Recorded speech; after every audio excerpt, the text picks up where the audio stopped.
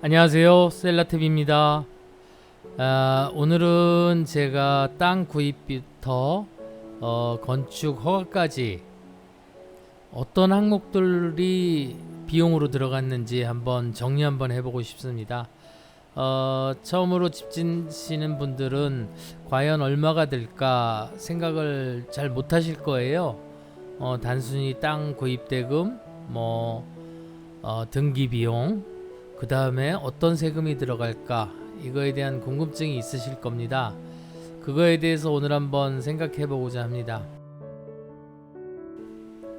우선 첫 번째로 땅 구매 대금입니다. 일단은 계약금과 그리고 잔금을 언제 치를 건지에 대한 계약을 하게 되겠죠. 그래서 계약금을 지불하고 계약이 성사되면 일단은 그 땅에 저당권이라든가 여러 가지 설정되어 있는 것들이 있는 경우가 많이 있나 봐요. 일단 그거를 해지한 다음에 일단 잔금을 치르게 됩니다. 그래서 첫 번째로 일단은 땅 구매 대금이고요.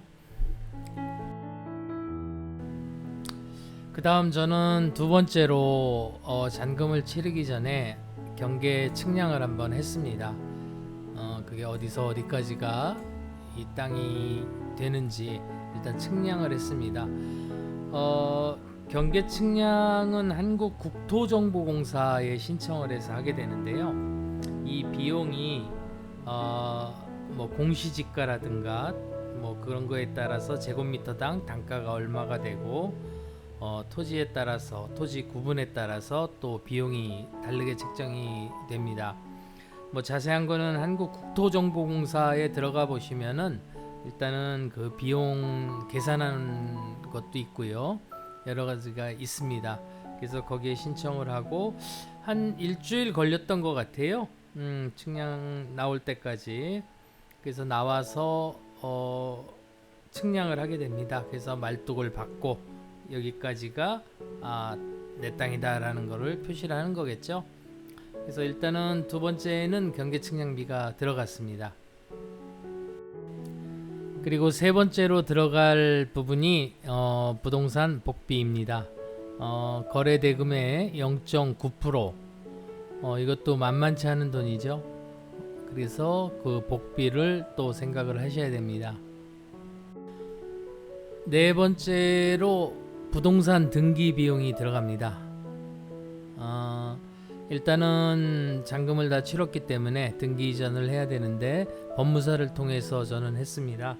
일단은 그 내용을 간단히 보시면은 일단은 법무사 비용으로 보수액이라고 해서 기본 보수, 재증명, 교통비, 일당, 그리고 공과금으로 해서 취득세, 지방교육세, 농어촌 특별세, 등기 신청 수수료, 인치대, 채권 할인금, 원인증서 작성료, 실거래 신고 대행, 취득세 납부 대행, 부가가치세, 이것이 등기 비용입니다. 참 들어가는 게 많죠.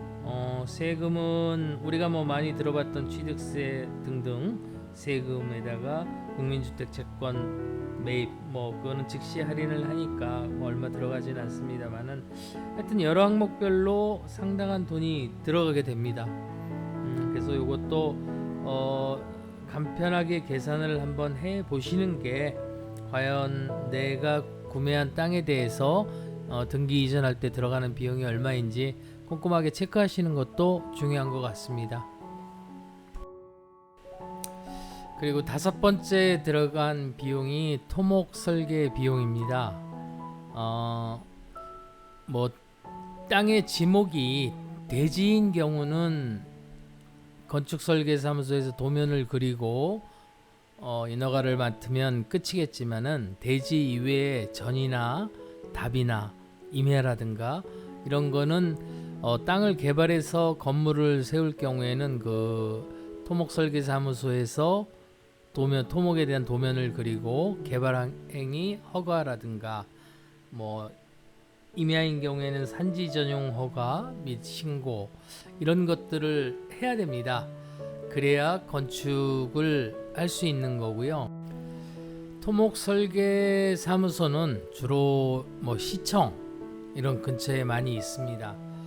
뭐든지 마찬가지겠지만 처음에 선정을 할 때 사실 잘해야 됩니다. 뭐 좀 틱틱거리는 그런 사무소도 많은 것 같아요. 그래서 어차피 건축 허가 나중에 준공 허가까지 같이 가야 될 부분이기 때문에 뭐 감정 싸움 할 필요는 없을 텐데 하여간 선택을 잘 하셔야 됩니다. 여섯 번째는 주택 설계 계약을 해야 되겠죠. 뭐 설계 비용이라는 게 정해져 있는 게 아니잖아요.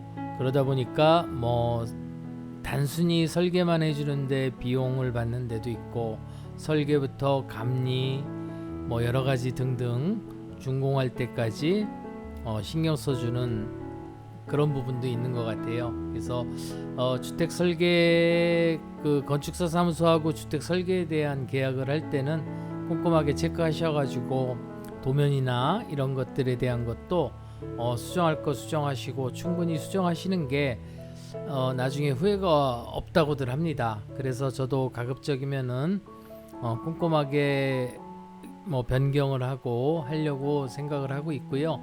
뭐 지금도 여러 차례 수정하고 또 생각나는 거 말씀드리고 그런 부분이 적용이 돼서 설계가 나오는 것 같습니다. 일곱 번째 들어간 비용은 산지 전용 허가 및 신고 비용입니다. 저는 임야를 샀기 때문에 이 임야에 대한 산지 전용 허가를 받아야 되는데요. 여기에 들어간 비용은 산지 전용 허가 및 신고에 대한 인허가 보증보험이 들어갑니다. 보증보험이 들어가고요. 그 다음에 대체살림 자원 조성비라고 해서 상당히 큰 금액이 들어갑니다. 이것도 뭐 해배당 얼마 이런 게 정해져 있는 것 같아요. 그거에 따라서 그 비용이 들어가고요. 그리고 또 시세외해서 지방세가 또 들어가게 됩니다. 그래서 이런 부분들이 뭐 임야나 전답 같은 경우에 금액이 다른 것 같아요. 전답은 뭐 같을 수도 있겠지만 제가 정확히는 모르겠는데 일단은 저 같은 경우는 산지 전용 허가 및 신고에 대한 그런 비용들이 들어갔습니다. 그리고 마지막으로 여덟 번째 건축 허가 받기 전에 국민주택 채권 그리고 등록 면허세를 내야 됩니다. 뭐 국민주택 채권은 보통 즉시 할인을 하니까요. 뭐 많이 들어가는 부분은 아닌데 일단은 국민주택 채권 비용이 들어가고요. 그리고 등록 면허세가 4가지가 들어갑니다. 건축 및 대수선 등록 면허세, 두 번째가 공작물 축조 신고 등록 면허세, 세 번째 토지 형질 변경 등록 면허세, 그리고 산지 전용 등록 면허세. 이렇게 해서 산지 전용 등록 면허세까지 내고 나서 건축 허가를 받았습니다. 참 들어가는 목록도 많고 세금도 많고요. 생각했던 것보다 들어가는 비용이 상당했습니다. 뭐 저도 정확히 계산하고 시작한 건 아니지만 지금 돌이켜 이렇게 계산을 해보니까 참 많이 들어가네요. 정리를 해보자면 총 들어간 비용을 따져보니까 일단 토지구매 대금이 들어가고요. 그리고 그 외의 비용이 건축 허가까지 들어간 비용이 토지구매 대금의 약 15% 정도가 비용으로 들어갔습니다.